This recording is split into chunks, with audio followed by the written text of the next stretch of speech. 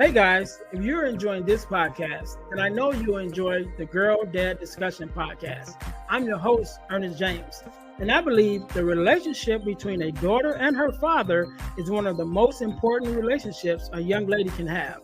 And therefore, my mission is to promote the daddy-daughter relationship by sharing the voices of girl dads to the world. So check out our podcast on every platform where podcasts can be listened to. And if you want to watch the podcast, check us out on our YouTube channel. Again, that's the Girl Dad Discussions podcast with your host, Ernest James. Hey guys, this is Ernest James, host of the Deal to Heal with E. James podcast. And I got a question to ask you. Could you buy me a cheeseburger? Better yet, could you buy me a value meal? Yes?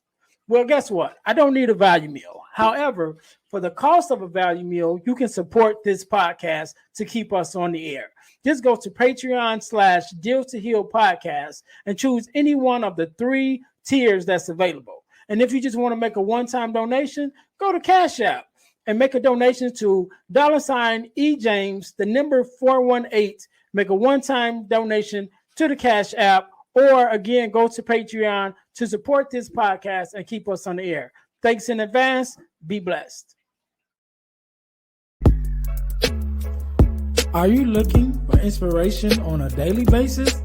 Then check out Deal to Heal Tees. With our inspirational tees, you're sure to find something to inspire you. That's dealtohealtees.com. Put some inspiration in your situation. Wear inspirational tea and be inspired all day. Let's go to dealtohealtees.com. Again, that's dealtohealtees.com.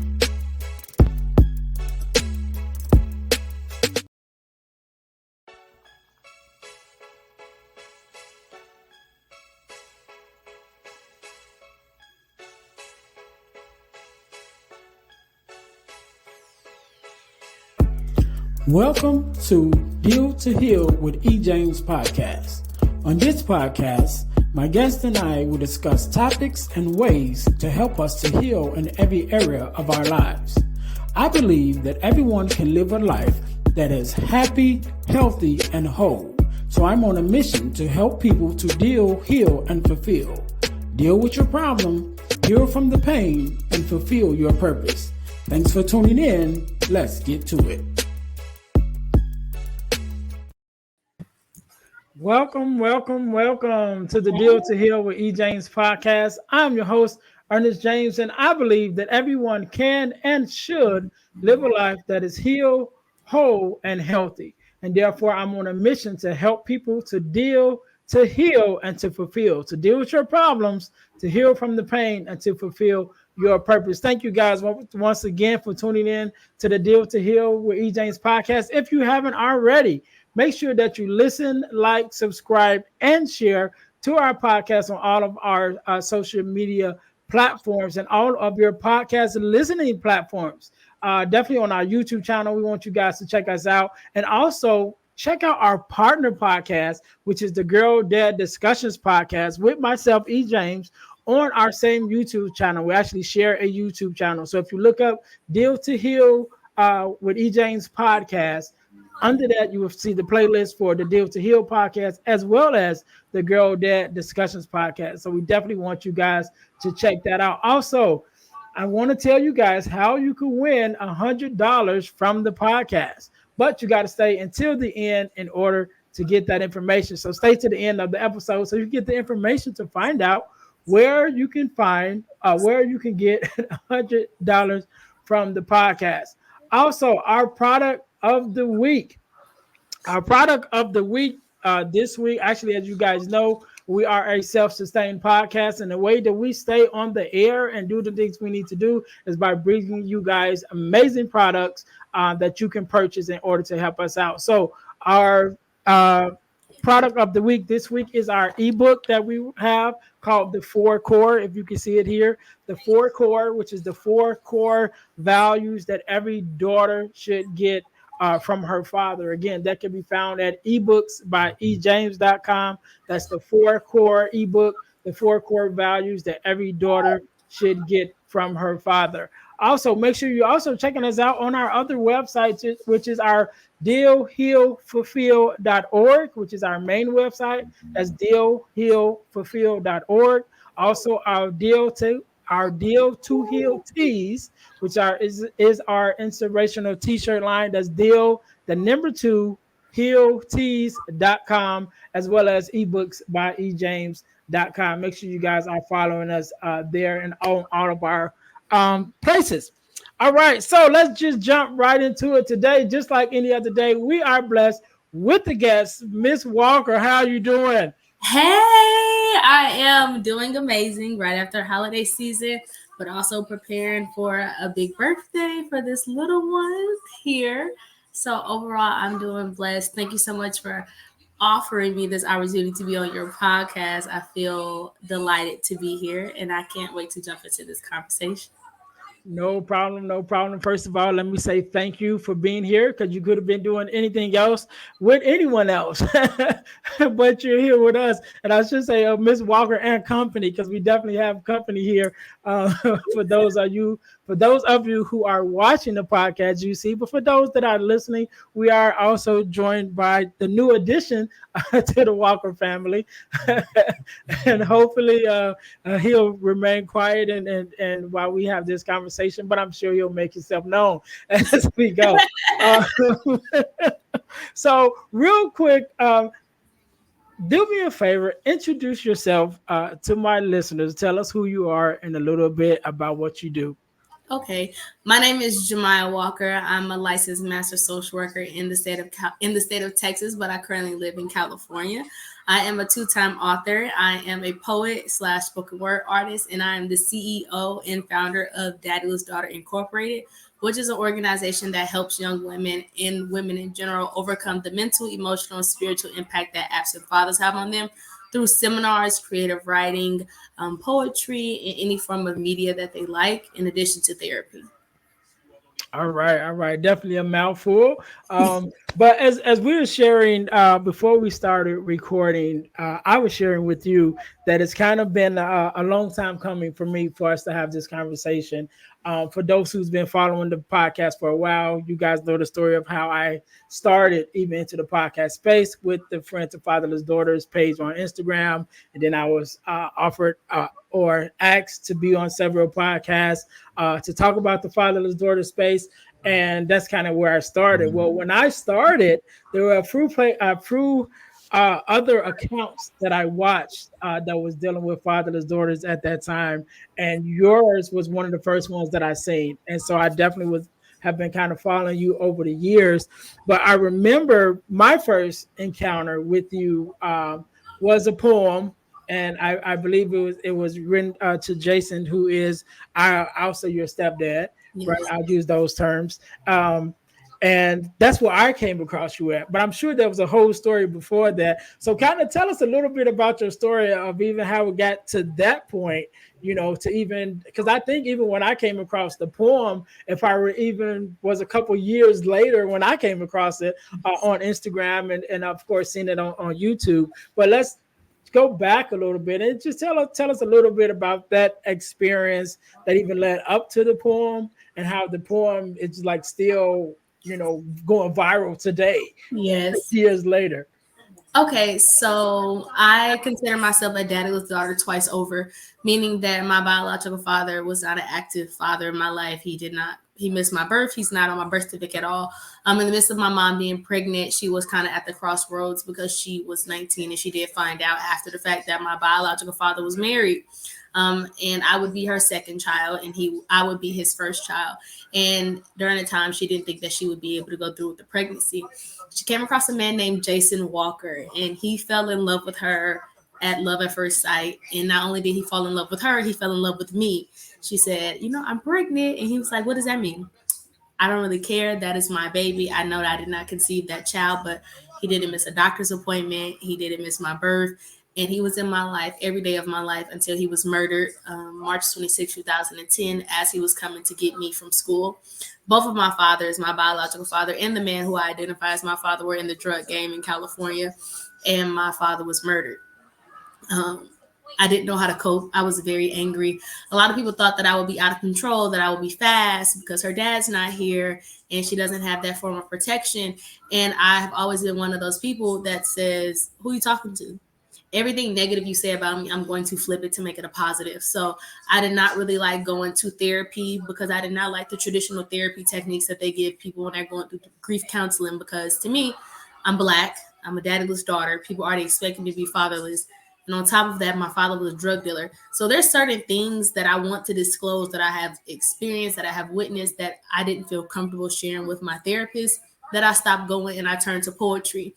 And You Speaks is a very known spoken word platform where kids go and they compete to get on the team, and everybody does metaphor poems or poems that kind of like grip the crowd, but I use that as my diary.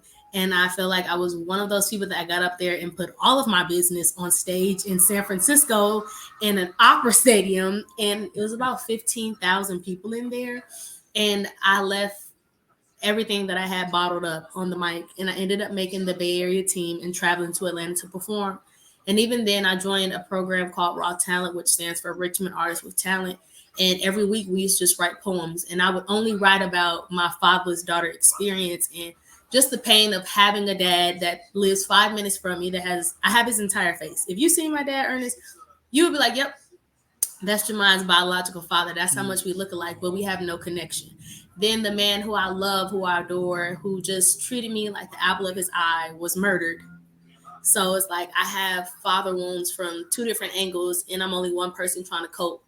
I went off to school. I went to the Prairie View A&M University, and I started an organization called Daddyless Daughters Incorporated because I always had a dream of creating a safe place for girls like me who are daddyless and people count them out.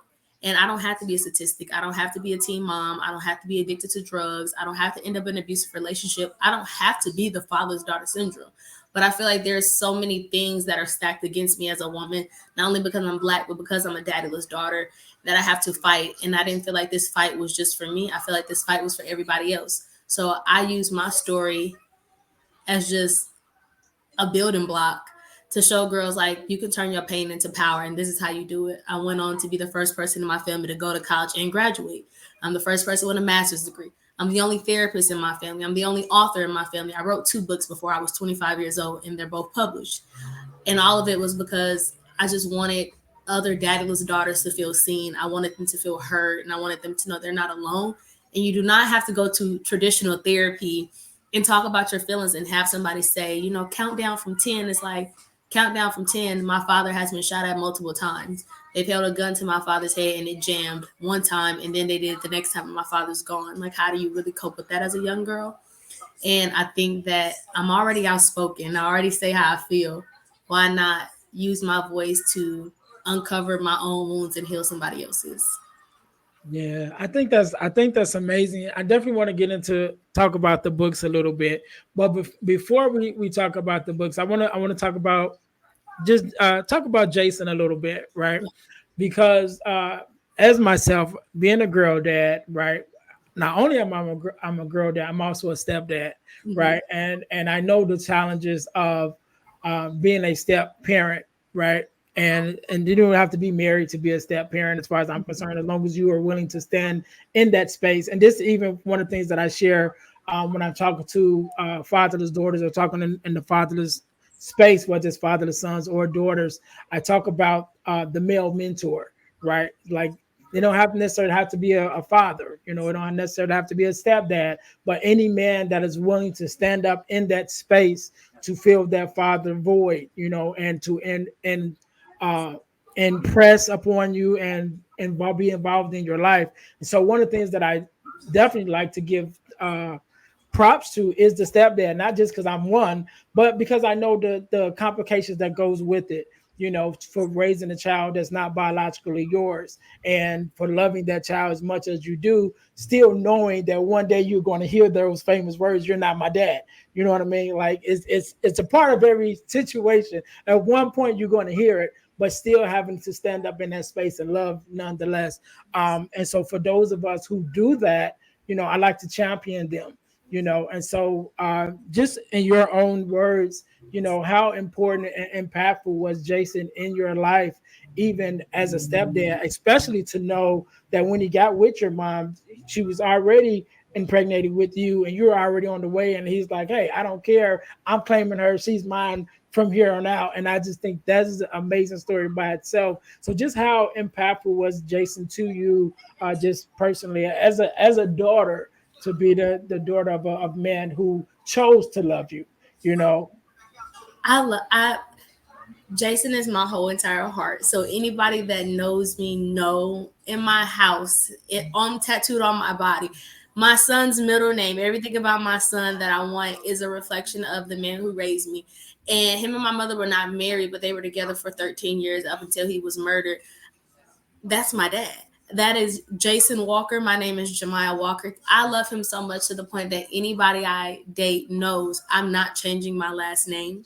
I will hyphenate my last name because I don't think any man besides God has ever loved me the way he loved me. Was he perfect? No. Both of my fathers were drug dealers, so neither one of the men were perfect. But he healed wounds in me that I had from my biological father that I didn't know exist.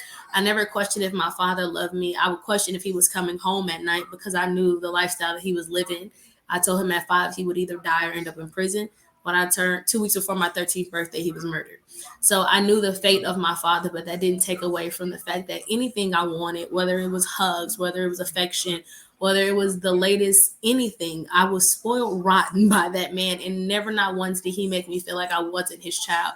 And anybody who would refer to me as a step anything, if you've seen the viral video of Kurt Franklin, when they was like, that's your stepdaughter? No, that's not my stepdaughter.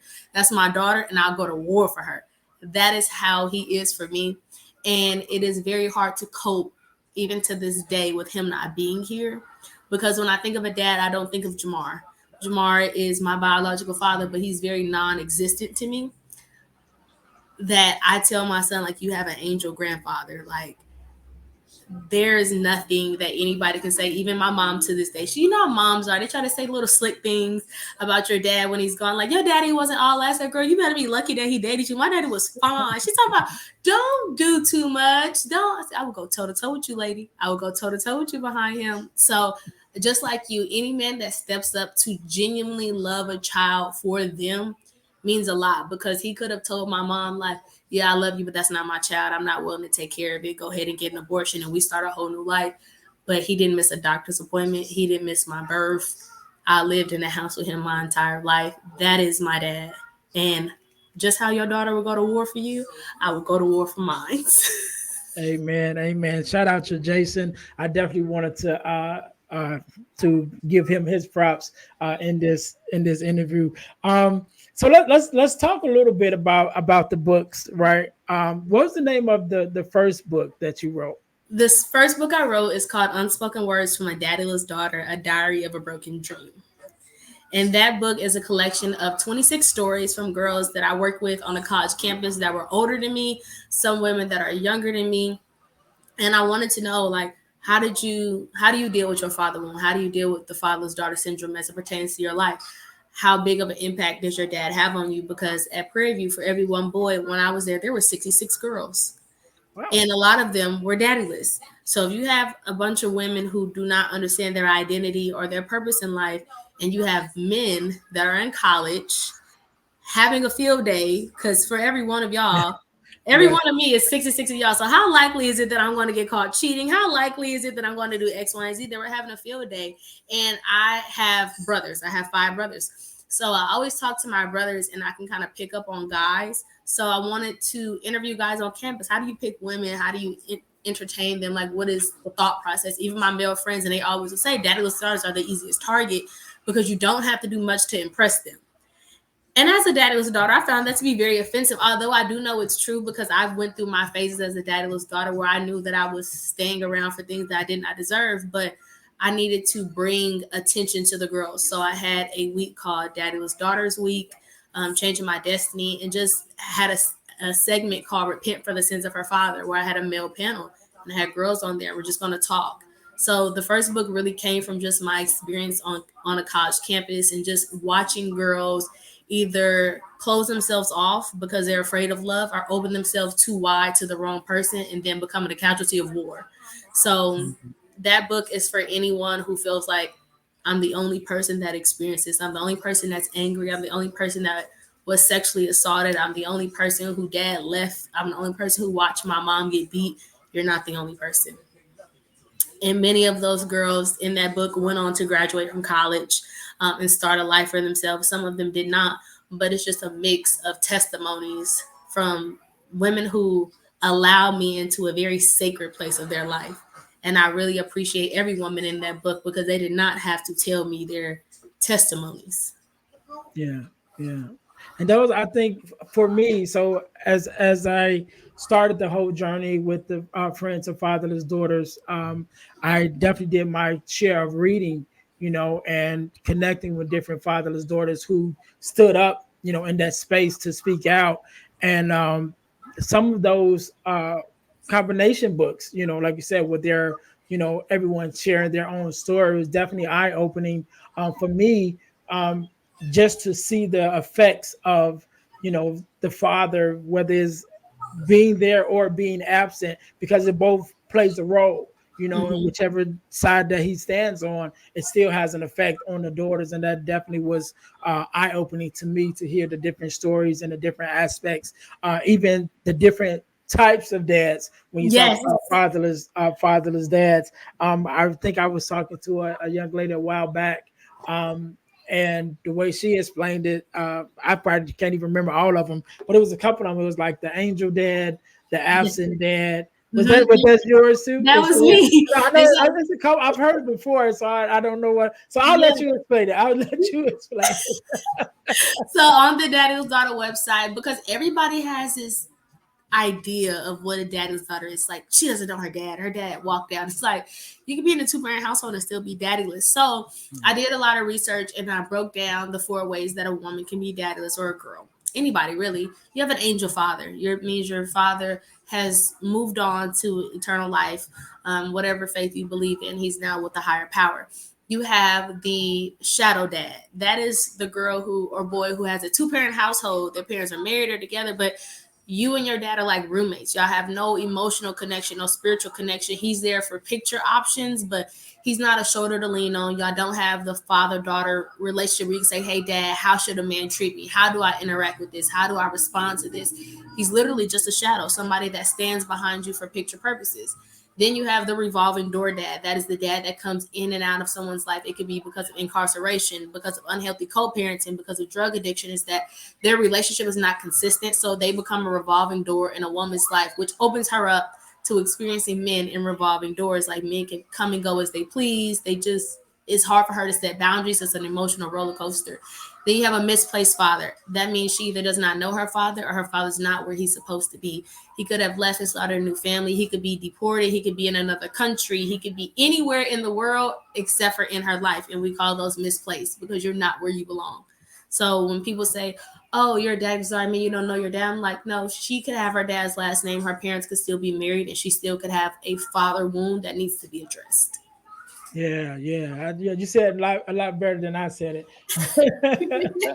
But that is one of the things that I have spoken on, because again, when I started this journey, I was speaking a lot on the fatherless daughters, from my point of view, and a lot of it came from some of it came from my own personal experience, because again, how the epiphany that I had that got me started on this journey was when I realized that every woman I've ever dated was a fatherless daughter, and which is kind of crazy because I didn't come from a fatherless home. Like, my dad was there. I have 5 sisters, which actually helped me even in the writing of the core 4, was because it was like, okay, let me look at my example of my father fathering these 4 different personalities and these 4 different people, that I call sisters, right? And then my own journey with my daughter, who's at the time of this recording going to be 21 in a Oh, couple weeks, a couple months. congratulations. Happy birthday. Right. So she's all grown up. And so, pulling from my experiences with her, and then with my experiences with the women that I dated, and really realizing some of the things that we bumped heads on was just from that aspect of what they've never had this example. And that was one of the things that I had to take in consideration, even in my relationships. It's like, okay, I can't expect her to react to me as being a protector, provider, all those roles that we try to play as men and as fathers, because she's never seen that. Mm-hmm. Like, and their and one of the questions I always ask when I'm talking to the fatherless daughter is, what generation of fatherless are you? Right. And so oftentimes there's a statistic that says most fatherless children will have fatherless children. And so when I ask that question, it's like, okay, what generation are you? And it's like, not only were they fatherless, but Their their mothers were mothers. fathers, and then their grandmothers, and if we even go back, sometimes it goes back even further than that. And so it's like, okay, I can't hold it against her that she doesn't see me in this light, because it's been generations of women who have not seen a man stand up in the place that he's supposed to be inside the home, as a husband, as a mate, as a father. And so, that journey, we even with myself, was eye opening, and had to come to terms with that, because there's so many things that I think, and I hate to call them daddy issues. That's the word that's people use, but I hate. Fatherless daughter syndrome. Yeah, thank you for giving me a different, because I hate saying that. It's like hurts my teeth just to say that, right? But I was like, I don't have another way to explain it. They're suffering from what I call the fatherless daughter syndrome. So, Fatherless in that daughter syndrome. syndrome, you have multiple reactions. You have the rage, anger, and depression. You have the sexual healing. You have the obsession with the baby. You have the bitter one. It's so many categories to it. Yeah. But I'm just like you. When people say daddy issues, I'm like, what does that mean? What is it supposed to mean?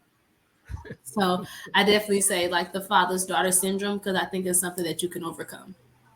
Right. Yeah. Yeah. So let's talk about the second book, right? So Oh, what that's was my the baby. premise of the second book? Okay, so the second book came because as a daddyless daughter, I often say it's very hard to fully heal a daddyless daughter, because as they get older, they are exposed to different things that may trigger things that they thought were healed that were not healed. And as a therapist, I also know that people that look like me are not always so happy to go to therapy. So I was like, what is something that I really love that I can combine with therapy? So I said, a creative writing and reflection journal for daddyless daughters. So my second book is called Pain Pen Power, a daddyless daughter writing and reflection journal. And inside of there, I ask therapeutic questions, but in creative writing prompts. So one of them will be, when you say your father's name using your five senses, how would you describe his name? Or what does your father's name taste like coming off your tongue? Or if your father was a ghost town, what would be in it? If God asked you to write your father a letter of recommendation to get into heaven, would you write the letter of recommendation? Why or why not? Those type of questions will help her explore her father wound and just how deep it is, and also give her an area of where it hurts the most. Is it forgiveness? Because if somebody say, would you write your dad a letter of recommendation to get into heaven? And you say, no, I'm not writing that letter of recommendation, what is your reasoning for not writing it? If you can only ask your dad one question, what question is it? Those are kind of things that keep them up late at night. But it gives them the foundation to go through that writing book for a year. The official book is a year, but in the back, I added 56 additional prompts that they go through per week, in addition to a prayer journal.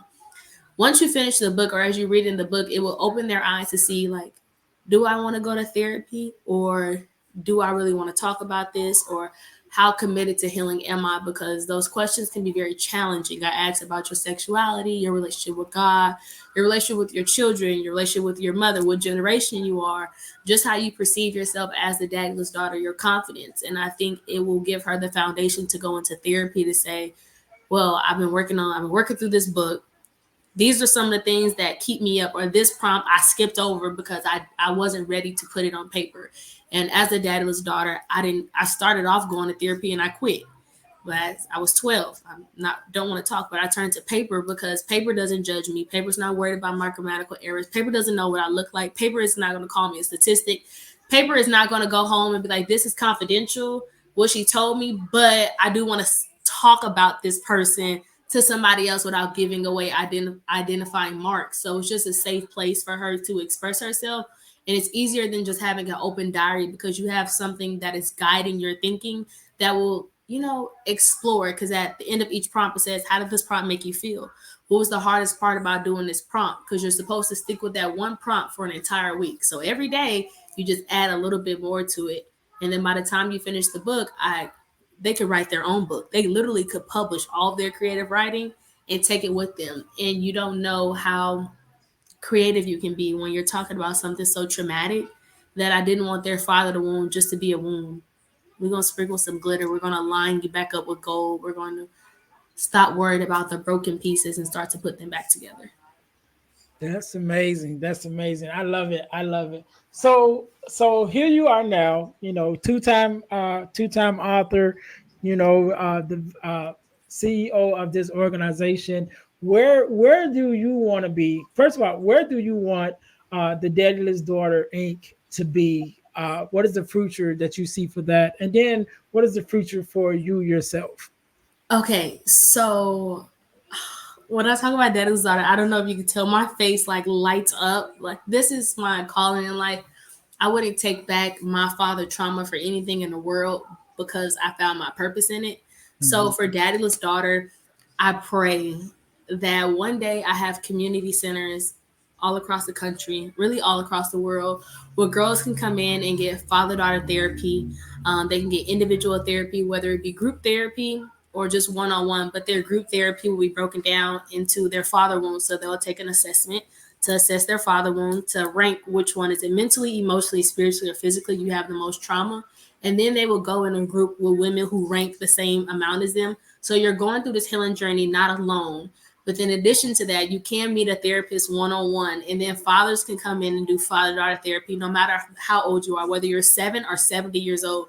You can bring your dad in and do father daughter therapy with a licensed therapist. In addition to that, you have creative arts, because anybody that knows me know I love creative writing. I love drawing. I love all of those things. So you need a positive coping skills. So in addition to that, they will be able to enter a class where it will help them translate their pain into not just words, but into artistic things that they like. And then I want to offer co-parenting classes to parents who are struggling with just co-parenting. We're like, I'm gonna be a single mom, he's gonna be a single dad, but that doesn't mean our child is fatherless or motherless. So Mhm. we need to work on communication. So I really just want a holistic center for daddyless daughters, but I want it all across the world because people think that only black girls or brown girls are fatherless, and it's not. We have a lot of people in other races who have shadow dads, and I think that girls who have shadow dads kind of get it the worst because daddyless daughters will tell them you're not daddyless because your dad's in the house. And it's like, have you ever slept next to a ghost? And I just want to be able to offer that to everyone. I don't want it to just be me. I would just be behind the scenes. I really don't like being in the front of the scenes, but I know that it's calling me to the front. I just applied for my doctorate in ministry. So hopefully I get into that program because I do think this is a spiritual attack on just families in general. And once you correct that, I think everything else will flourish. But it takes for men to know who they are, for women to know who they are. And you can't do forgiveness without bringing in a higher power. So I think that Daddyless Daughters is more than just a therapeutic thing. It's more than just my purpose. It's a ministry. And it's not, it's hard to say, like, your daddyless daughter twice over just for you. It's like, no, I know what it feels like to have a shadow dad, an angel father, a revolving door one, and a misplaced one. So anytime somebody comes to me with dad trauma, it's like, I may not have the same story, but I know what that wound feels like because I still Mhm. have it. And I'm not afraid to show you my battle scars. So I want a battlefield. That's what I call them. I want little battlefields across the world because we're going to end this father's daughter crisis, or we're going to make it a conversation where people know we're not going for it. We don't stand for it. And I'm not just going to talk down on fathers who are absent, but I'm literally going to provide you the tools, whether it be a mentorship program, whether you need somebody to talk to about your own father trauma. Men need a safe place as well. I travel to the prisons now. I want to continue to do prison ministry. I work with 300 fathers at a time in Texas prisons, and a lot of them have daughters, but a lot of them feel defeated because they missed a portion of their life that they feel is better off to continue to miss everything. So you have to unpack their wounds because everybody has a story. It doesn't mean that it's a right or wrong. It's not a justification, but I do need to get to the root of fathers because I can give coping skills all day, but I don't need men still perpetuating the trauma. So I have to figure out how to bring men into the fold. As for me, I hope that I could do Daddyless Daughters full time. I want to travel the world and speak. I want to continue to publish the books. I want to continue to use my story even now as a mom. What is it like being a daddyless daughter with a son? I'm about to raise somebody's husband. I'm about to raise somebody's father, somebody's boyfriend. Like, there's so much I pour into him, and I'm only 26 that I'm like, yeah, God, you did. I thought I was going to get a daughter. I was like, I can get a daughter. She'll have a great father-daughter relationship, all of this. And I was like, no, I have a son. He's going to be at every Daddy Starter conference. I want him to walk me out on stage. I want him so embedded into my ministry that he knows that when he gets older, there's certain things that I'm not going to do. And this is why I'm not going to do this, because I seen my mom pour into women. I want a conference. I love Sarah Jakes Roberts. You know Sarah Jakes? Yeah, of course I do. Of course That's I do. my girl. That is my home girl. Like, in my heart, I think that we're best friends. She had a conference called Woman Evolved. She had 40,000 women in there. And I just envision myself having the similar things, not her ministry, but my ministry, where I can call a conference and have 40,000 women from all over the world with father wounds come, feeling broken, and leave feeling fulfilled, with resources, with connections, with a sister to go through life with in their healing journey. When I die, I want people to know me for a daddyless daughter, for being a 12-year-old girl who took something so painful and throughout her life committed to turning it around for herself and for every other girl in the world. All right, all right. And we're definitely gonna be touching and agreeing for that vision. I definitely, again, I've been following you this long, and I would love to just to be able to watch that vision evolve and come to be, and in whatever way that I can add to it. Right. We're I know taking you with me. You coming with me? well, we there. We there there. already. I Definitely, need a male presence. You coming? We're together. I appreciate it, because I'll tell you what, and this kind of behind the scenes story, but even getting into it with the father's daughter space, and when I first started with the Friends of Fatherless Daughters, I came in contact with so many different women that's in the space, and had conversations. I've been on podcasts, talking about the fatherless daughters, but when it came to actually coming into the space, it's like, no. You know what I mean? It's like, oh, yeah. Stop at the door. I used to be like that. I was like, this is sacred. This is the no man territory. But I'm like, how can I help women heal? How can I get to the root of a father without going through a father? Like, yeah, I can't keep y'all on the outskirts. I just have and that's what discernment to know who to let in, because some men will take it and abuse it, and it will become a praying ground. So right. I think when it comes to women, and I challenge any woman who you had these conversations, is to pray before you allow anybody, whether it be a man or a woman, to come into your ministry, because that's a sacred place and that's God's territory. But we've been in contact for 3 years. You're coming with me. I'm definitely ready. And like I said, I'm definitely going to have you on the Girl Dad Discussions podcast, which is will be on the flip side. We'll talk more about, Jason and I don't remember what your biological name was. Jamar, right? I knew it was a J, right? We're all J's. Jason, Jamar, and Jamar.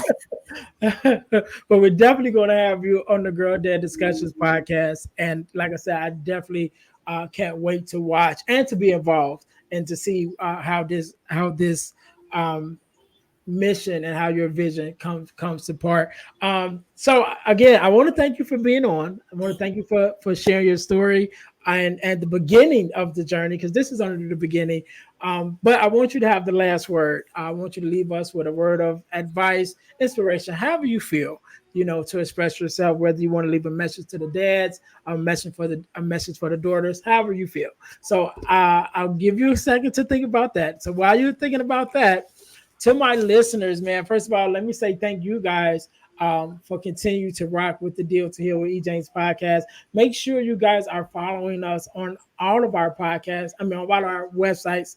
Again, the dealhealfulfill.org website, as well as Deal, the number 2, Heal Tees, Deal to Heal Tees, which is our inspirational t-shirt line, and ebooks by ejames.com, where you can find the ebook, The Core Four, which is the core four values that every daughter should receive from her father. But we didn't forget about the sons. You can also find the ebook called From Males to Men, which is an ebook for young men traveling their journey and to being from just being males to actually standing up and becoming men. So you can find that ebook there also, as well as others. And that's at ebooksbyejames.com. Make sure you guys are following us there. Also, I've been blessed to be a part of an organization called the Forgiveness Mission.com. And what we do, we have free virtual workshops every quarter of the year. So whenever you're listening to this website, this podcast, either one just ended or there is one coming up. So we have free virtual workshops where we talk about forgiveness. We talk about what it is, what it's not, forgiveness of self, forgiveness of others, even forgiveness of the world. Definitely I feel a very vital conversation that needs to be had in this day and time. And it costs you nothing but an hour or so of your time to get all the value that we provide. So again, you can go to forgivenessmission.com, or you could just go to Eventbrite and look up Forgiveness Workshop under the Forgiveness Mission in order to find that there. Also, I told you guys that I would tell you how you could win $100 from the podcast.